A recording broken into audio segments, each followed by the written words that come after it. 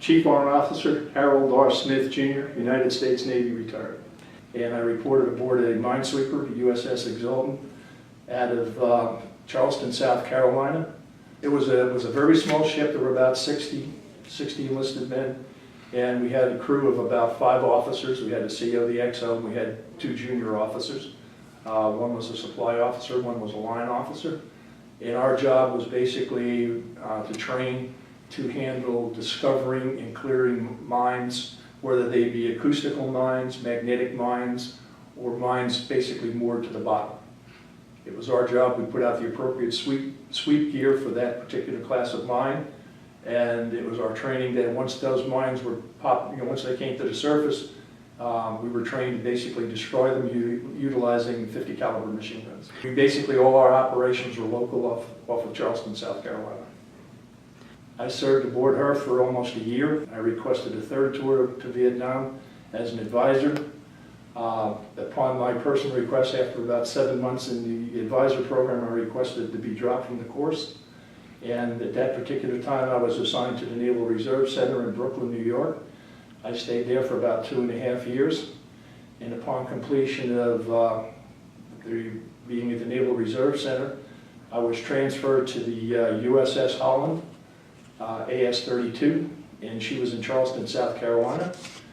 From there, the ship was reassigned home port in Bremerton, Washington for refit.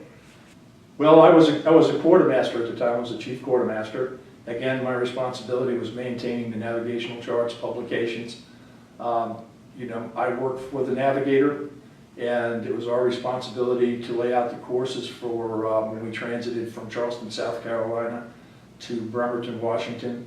And then for the return journey, we had to basically produce all the necessary documentations, generate the necessary message traffic to notify the chain of command of where the ship was, where our intended route was, when our estimated time of arrivals at different specific points were. Upon completion, while I was on board the USS Holland, I was accepted into the Chief Warrant Officer program. Well, as a Chief Warrant Officer aboard ship, my accommodations were I shared a room with another warrant officer. It was a lot more roomier than when I was an enlisted man down in the below decks berthing. And once I was made Chief Warrant Officer, it was Navy protocol that you would be transferred to another command. From there, I was assigned duties to the USS Guam, LPH-9. That was my first command as a Chief Warrant Officer. That was my first command as a Chief Warrant Officer. LPH stands for Landing Platform Helicopter.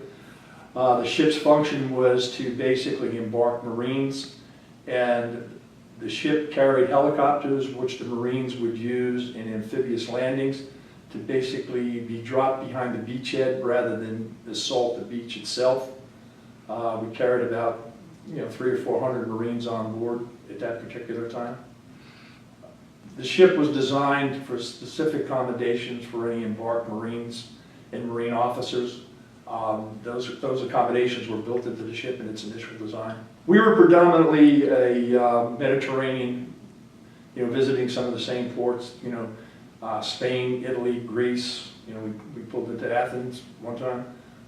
We also had the opportunity to participate in the anniversary of the country of Kenya when it gained its independence. We had a military presence at the ceremonies and services they did up in Nairobi, Kenya. I stayed aboard her for 3 years. Upon completion of my duty there, I was assigned to the USS Los Alamos.